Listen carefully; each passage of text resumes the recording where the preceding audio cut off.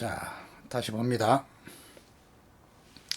범죄학의 큰 줄기는 보시다시피 범죄의 원인과 현상을 규명하여 범죄 방지 대책을 수립하는 거예요. 그런데 그 중에서 가장 중요한 것이 뭐다? 범죄의 원인론입니다. 원인. 그 범죄의 원인을 바라보는 시각이 뭐가 있다? 고전주의와 실증주의가 있다. 그러면 고전주의는 그냥 단순한 거예요. 자, 고전주의는 생각이 단순해. 그냥 우리 인간은 똑같다 본 거야. 남녀노소 관계없이 누구나 이성적인 생각으로 자기 판단에 의해서 자유의사에 의해서 범죄를 하기도 하고 안 할 수도 있다. 그러면 이것을 효과적으로 막을 수 있는 방법이 뭐냐? 형법을 잘 만들어 놓으면 된다. 그 형법을 잘 가르쳐서 이것이 범죄라는 사실을 잘 알려서 범죄를 예방할 수 있다. 그러면 그 법이 뭐냐? 그래서 반드시 법은 만들어져야 한다. 죄형 법정주의 얘기하는 겁니다. 자, 이제부터 여러분들은 자, 고전주의와 실증주의에 대해서 기본적으로 이제 내용을 이제 알았어요. 시각을 알았어요. 범죄인에 대한 시각이 두 가지로 나눠져 있다. 하나는 범죄인은 누구나 될 수 있다. 하나는 범죄인은 정해져 있다. 자, 이 두 가지 관점이에요. 자, 그런데 이제 초기 실증주의는 먼저 봤지만 다시 고전주의로 옵니다. 고전주의를 설명을 잘 들으셔야 이 두 가지 흐름만 알면 나머지는 사실 쉬워져요. 이제 디테일한 것들이야. 자, 고전주의에서는 이름들이 베카리아가 있고요, 벤담이 있고, 포이에르바하, 존 하워드가 있어. 그런데 이 중에서 이제 제일 유명한 사람은 이제 베카리아야. 베카리아. 배 깔고 누워서 막 갈게 썼어. 그 책이 뭐야? 범죄와 형벌이야. 근데 그 소개가 정말로 하고 싶은 얘기들, 오늘날 우리가 얘기하고 있는 형사사법 체계의 근간이 그가 다 들어있어. 범죄와 형벌이. 제가 나중에 이제 기본 강의 하면서 설명드리겠지만 이분은 우리가 존경에 맞지 않는 분이야. 매우 중요한 분이에요. 아주 그렇지만 마음은 심리적으로는 매우 취약한 분이야. 약하신 분이야. 그래서 이 책을 써놓고 너무 많은 사람들로부터 스포트라이트를 받게 되니까 심지어 뭐 기자들 앞에서 공황장애를 겪을 정도로 그렇게 심약한 사람이야. 그러니까 역사는 반드시 힘있고 의지 강하고 막 이런 사람에 의해서 움직여지는 것만은 아니에요. 이렇게 약한 분이었지만 책 한 권 써가지고 세상을 바꾸신 분이야. 그 내용이 뭐냐면 죄형 법정주의. 형벌은 균형 있게 해라. 그리고 범죄는 예방하는 것이다. 그리고 사형과 사면을 폐지해야 한다. 그 다음에 공리주의를 얘기해요. 이 공리주의란 말이 앞으로 이제 나올 거야. 자주 나와. 여러분들이 이제 알고 있는 분도 계시겠지만 아까 얘기했던 일반 예방이다, 특별 예방이다. 이것도 중요하고요. 일반이다, 예방이다. 이것도 자주 나와. 그래서 이것이 어떤 뜻인지를 알아요. 일반은 모든 사람, 특별은 그 사람. 얘기했어. 공리와 비공리란 말이야. 공리는 미래지향적인 의미를 갖고 있어. 목적적이다 이 말이야. 내가 뭔가를 도둑질을 하는데 남의 것을 훔쳐왔는데 이것을 어디에 쓰기 위해서? 우리 살림에 쓰기 위해서 가져왔다. 이건 뭐가 돼? 공리적이야. 그렇지만 남의 것을 가져오면서 저놈 자식 고통 좀 받는 것을 봐야겠어. 내가 나한테는 필요도 없는 것을 그 사람 고통 받는 것을 맛보기 위해서 가져왔어. 그럼 이거 뭐가 돼? 비공리적이라고 그래. 비실리적이라고도 얘기해. 실리적이지 않아. 그래서 이 베카리아의 이 사상은 공리적 사상이야. 그러니까 목적 있는 처벌이 한다. 처벌은 그냥 고통을 주기 위해서 한 것이 아니다.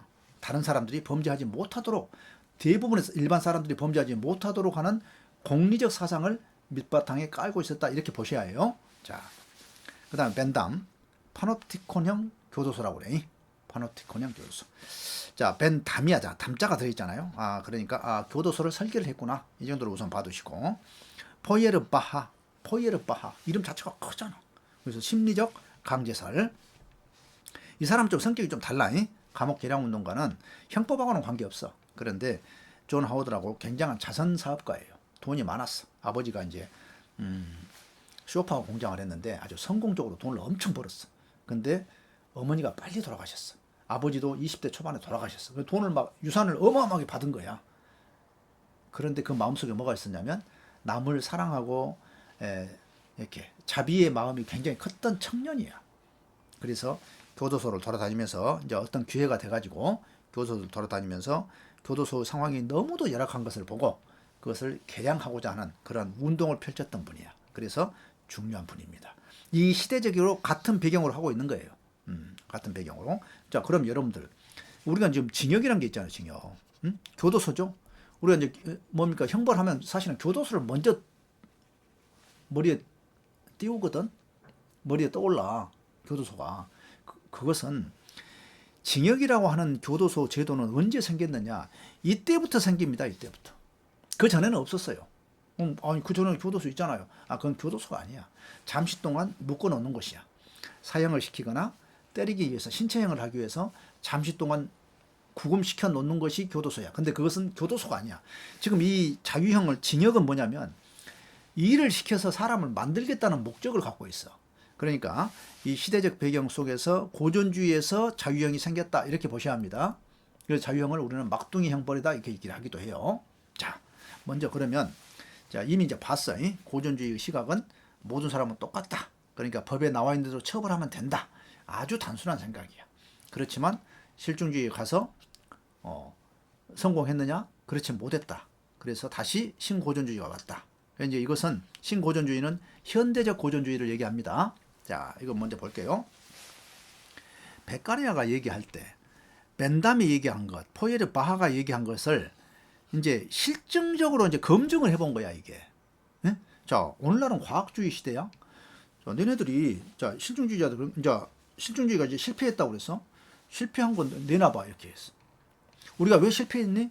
이렇게 물어보니까 신고전주의, 그러니까 고전주의의 생각을 믿었던 사람들이 내가 연구해보니까 나왔어. 이렇게 얘기했단 말이야.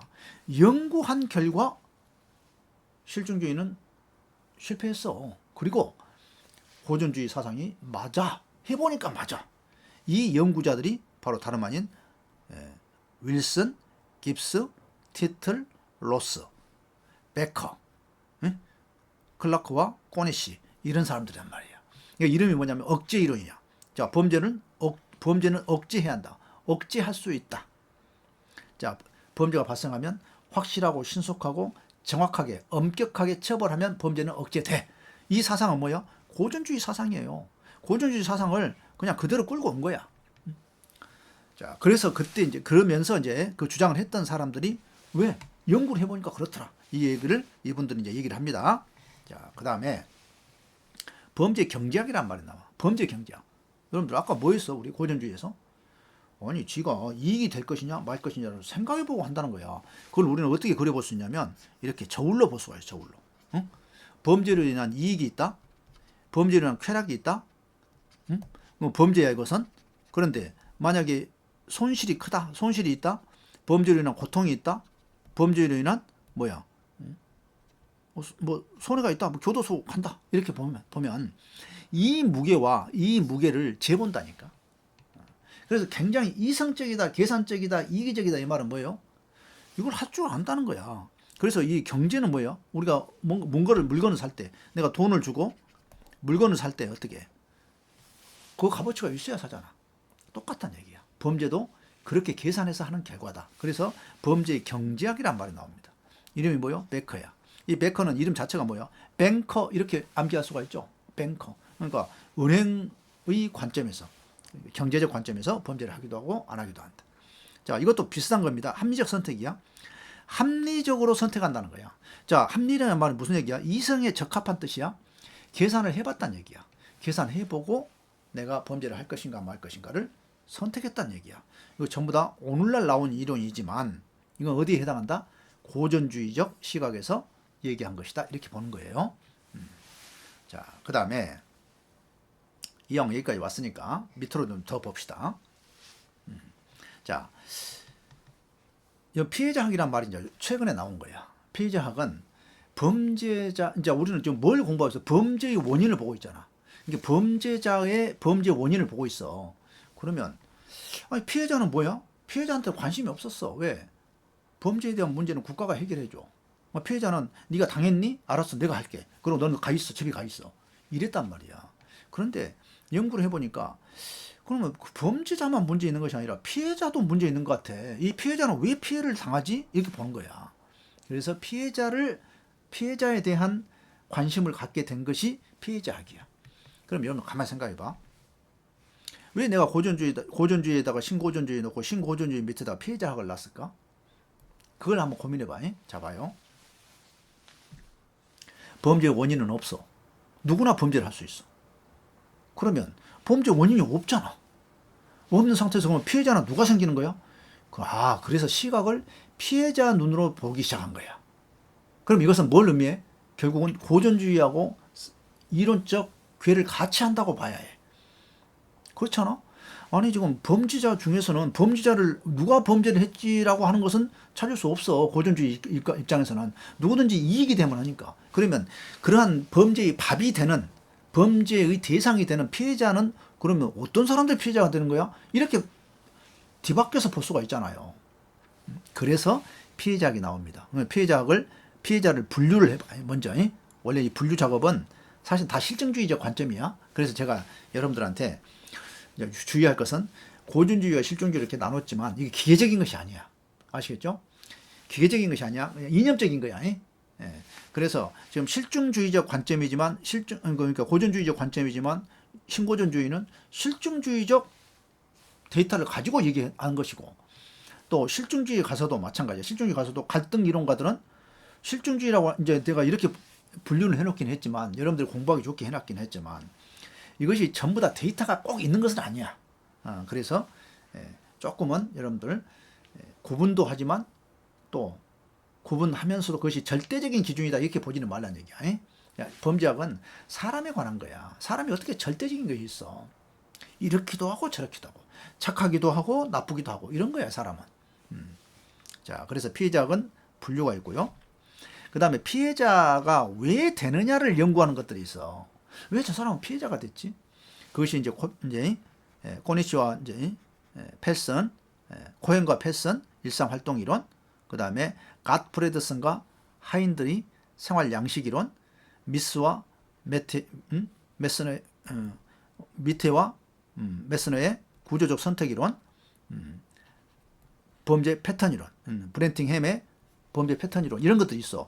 이거 전부 다 뭐냐면 사실은 신고전주의적 시각에서 바라본 피해자 이론들이야. 그러니까 여러분들 교재를 보면 아니 고전주의 갔더니 이걸 막 설명을 해놨어. 일상활동 이론, 일상생활 양식 이론, 구조적 선택 이론, 미테야, 미스와 밑에 구조적 선택 이론, 브렌팅햄의 범죄 패턴 이론, 이런 거 써있단 말이야. 이거 왜 여기 나와 있지? 사실은 고전주의적 관점에서 고전주의에서는 범죄 원인을 설명할 것이 없으니 피해자 입장에서 설명이 가능하단 말이에요. 그래서 그렇게 같이 묶어놓은 거예요. 또 그 설명 이론이 함께 가는 것이고 이제 공통점이 있고 그렇게 이해를 하시면 되겠다. 좀 이 강의가 뭐 귀에 막 쏙쏙 들어온 사람도 있고 공부가 어느 정도 된 사람은 전혀 막 너무 어렵다 이런 분도 있어요. 그런데 몇 번 들으면 그냥 해결돼. 별거 아니에요. 자, 여기까지 보고 다시 이제 실증주의로 갑니다. 자, 여러분들 초기 실증주의에서 범죄는 따로 있다고 그랬어. 그러면 생물학적으로 따로 있고, 생물학적으로. 그 다음에 사회학적으로, 환경적으로 따로 있고. 두 가지만 있느냐 하면 또 한 가지는 심리학적으로 따로 있어. 그래서 이 이탈리아와 프랑스와 독일의 범죄학이, 실증주의 범죄학이 발달을 하는데, 그래서 우리는 실증주의 범죄학이라고 그래. 그러면 크게 여러분들 생각해봐. 생물학적 범죄학, 심리 성격적 범죄학, 사회학적 범죄학, 이렇게 세 가지로 큰 카테고리로 나눌 수가 있어. 이제 자, 생물학적인 범죄 원인, 이건 뭘까? 신체적 특징을 본 거야. 아까 봤죠? 롬브로죠. 신체적 특징이야. 그래서 생리적으로 이놈은 범죄를 할 수밖에 없게 생겼다는 거야.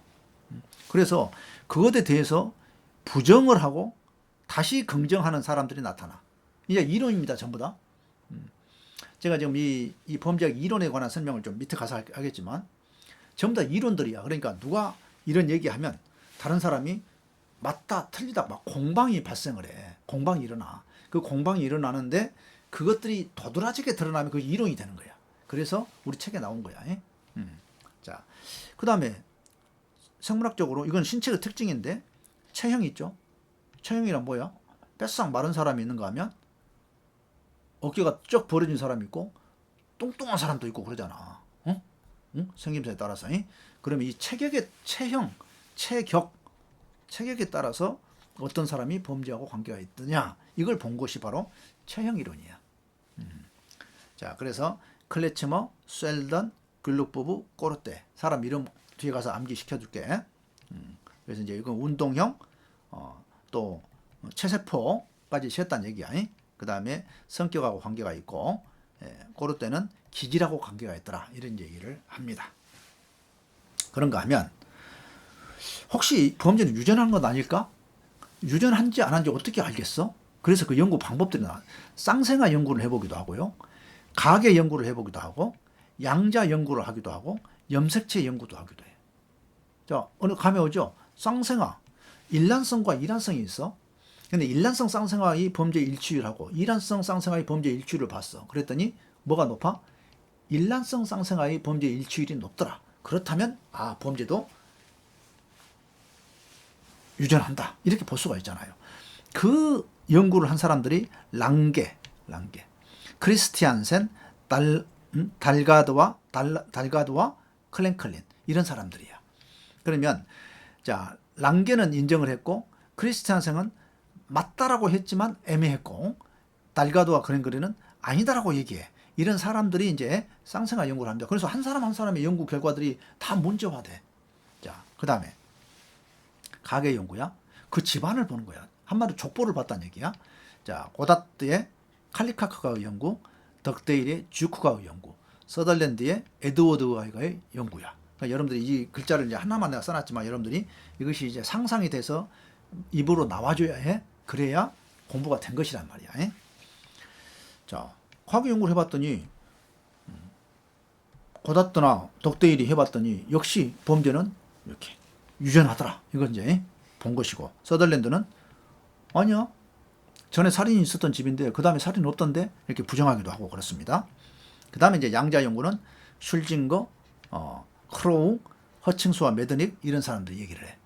그래서 양자를 데려왔더니 그 양자가 범죄를 했는데 그 친아버지가 범죄를 더 하더냐 양아버지가 범죄를 하느냐 보니까 친아버지하고 범죄율이 높더라. 그러면 다른 환경에서 크더라도 실제로 피를 속이지는 못하겠구나. 뭐 이렇게 이제 해석을 할 수가 있다는 얘기죠. 자, 오늘날 여러분들 이 뇌에 대한 이제 관심이 많아졌어. 왜?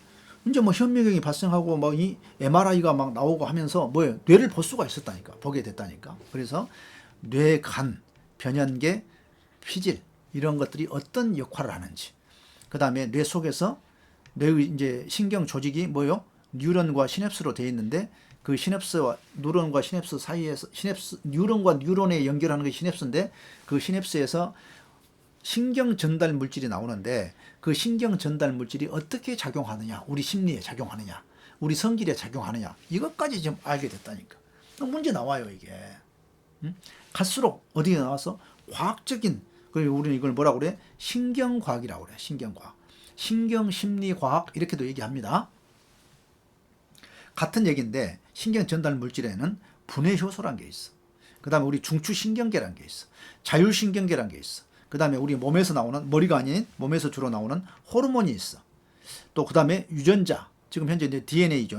DNA를 보니까 게놈이 다 지금 분석이 됐잖아요. 그래서 그것이 우리한테 우리 행동에 어떤 영향을 미치지? 이러한 내용들이 생물학적 범죄 원인론입니다. 자, 두 번째. 자, 여러분들 상식이야. 태어나면서도 저는 문제 있네. 유전적으로 문제 있네. 이렇게 보는 것이 생물학적이고, 그 다음에 성장하면서 심리적으로 문제가 생겼다. 이렇게 보는 것이 심리, 그놈 성격이 문제야. 성격학적 범죄 원인론이야. 두 번째야. 그러면 가장 여러분들이 많이 쓰는 것이 뭐 정신분석이죠. 프로이드 기억날 거야. 프로이드. 슈퍼에고가 너무 강하면 부모자를 말해. 강하면 그것이 긴장을 슈퍼에고가 많다는 얘기는 뭐야? 계속 이드한테 너 잘못했어. 너 그러면 안 돼. 너 나쁜 놈이야. 이렇게 하다 보면 내가 나쁜 사람이 돼버려. 컴플렉스를 느껴. 그리고 고개도 못 들어. 이러고 다니다가 그 긴장을 해소하기 위해서 뻥 터뜨리는 것이 범죄라고 봤어. 여기 바로 이제 프로이드 얘기야. 그 다음에 에이크혼, 힐리오 브론너, 또 볼비, 레인과 와인맨, 구스타프 칼 융, 아들러, 에릭 에릭슨, 클라인 이런 사람들이 정신분석적 관점에서 범죄 얘기를 합니다. 그 사람들 얘기고요. 그런데 이제 심리학이 발달합니다. 정신분석학에서 행동주의로 발달을 해. 무슨 얘기냐면 아니 정신분석학은 무슨 얘기예요? 여러분들 잘 아시다시피 무의식을 얘기를 해. 우리가 알지 못한 상태에서 범죄를 한다는 거야. 우리가 알지 못하는 무엇에 의해서 우리 행동을 한다는 거야. 우리가 알지 못해. 관찰도 안 돼. 그걸 갖고 어떻게 얘기할 수 있어? 과학주의 시대에. 그래서 나온 것이 행동주의입니다. 행동주의는 실험을 해보잖아. 응? 실험을. 파블로프의 고전적 조건 형성. 자, 스키마 조작적 조건 형성. 스키너죠. 스키너. 조작적 조건 형성. 반두라의 사회학습 이론. 그래서 행동주의 배워서 문제가 된다는 거야. 배워서. 자, 또 하나는 또 인지 발달 이론인 게 나와. 자, 도덕적 발달이야. 우리가 생각을 한다는 거야. 어떤 행동을 하기 전에 무턱대고 하는 것이 아니라 이 행동주의 특징은 뭐냐면 그냥 자극이 오면 행동한다는 거야. 자극이 오면 반응한다는 것이 행동주의야. 학습을 해가지고. 그런데 인지 발달은 자극이 와서 바로 하는 것이 아니라 자기가 생각하는 바가 있어. 그 생각의 시스템을 돌려가지고 통해가지고 행동을 해. 그래서 인지가 얼마나 도덕성이 얼마나 발달했느냐를 연구한 사람들이야. 피아제, 콜버그. 우리 시험 문제 자주 나와. 콜버그. 콜라와 버거만 먹는 애들. 1, 2학년생들이. 이거는 이제 3단계, 3수준 6단계라고 얘기하거든. 자, 우리 이제 초등학교 6학년까지를 생각하면 돼. 1, 2학년 때는 아무래도 좀 부족하지. 3, 4학년 때는 좀 그런 대로 괜찮지. 5, 6학년 되면 뭐요? 완전히 자리를 잡히지. 이렇게 보면 돼. 그러면 1, 2학년에 해당하는 애들은 콜라와 햄버거만 먹어. 그래서 이때가 문제다. 이렇게 보는 거야. 자, 앨리스, ABCD 이론, 100. 다음에 이제 보도록 합니다. 자, 그 다음에 본능 이론. 사람, 그런 행동은 본능이 그래서 그래. 원래 우리 인간은 뭐예요? 공격 본능이 있어. 로렌츠가 한 얘기야. 그냥 그러면 공격 본능 때문에 바로 범죄를 하느냐? 그것이 아니라 달라드는 좌절하면 공격하는 거예요. 좌절 공격 이론이라고 얘기해. 좌절하면 공격해. 아니 뭔가 안 되면 그냥 누구 때려 눕히고 싶어 이런 생각이 든다니까. 이런 얘기를 하고 있고요. 그랬더니 버코비츠가 수정된 좌절 공격 이론을 얘기해. 찔만은 화풀이 이론이라는 말을 써. 자세히 이제 뒤 가서 보겠지만.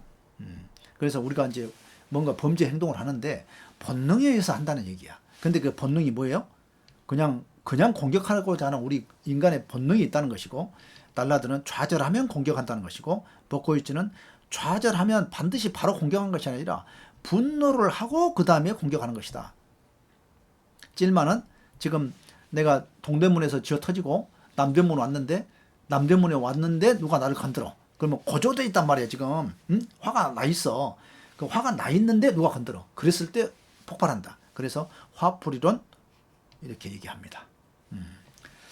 그 다음에 이제 정신병질이라는 말이 나와. 이 정신병질은 정신병은 아니야. 정신병은 조현병을 말해. 완전히 이제 논리체계가 깨진 것을 말해. 그런데 정신병질은 성격이 지랄 같다는 얘기야. 성격이 한쪽으로 갔다는 얘기야. 그래서 슈나이더가 정신병질 10분법으로 얘기합니다. 이건 출제가 자주 되고 있어. 슈나이더. 정신병질은 특이한 성격을 말하는 게 아니라 이상 성격을 얘기하는 거야. 근데 이것이 10가지로 나눴다는 거예요. 암기를 해야 해. 암기법 다 준비해 놨다니까. 자, 그 다음에 요새 이제 사이코패스 많이 공부하죠. 사이코패스. 헤어라는 사람이 사이코패스를 진단하는 도구를 만들었어. 사이코패스. 그 다음에 성격을 분석하는 도구예요. 로르샤의 투사적 기법, MMPI, CPI, 또 아이젠크, 워렌 이런 사람들의 내용들을 이제 공부하게 됩니다. 자, 여기까지가 이제 심리 성격적 원인이에요. 이것도 중요하지만 생물학도 중요하고 심리 성격도 중요하고 사회학도 중요해요. 여러분들 자, 제가 범죄학을 공부하면서 뭐가 제일 중요하다고 했어? 범죄의 원인과 현상을 분석하여 그랬죠. 근데 그 중에서 뭐가 더 중요해? 원인론이 가장 중요한. 내용도 많잖아 벌써. 한 페이지 가운데를 다 차지하고 있잖아. 그런데 생물학과 심리학과 사회학이 있는데 그 중에서 더 중요한 것은 뭐예요? 사회학이다 이런 얘기예요. 자, 볼까요? 사회학은 크게 두 가지로 나눠. 하나는 과정론하고 구조론이라는 게 있어. 자, 이건 조금 시간이 걸리니까 좀 쉬었다 할까요? 여러분들 너무 길어지면 힘드니까. 네, 오케이.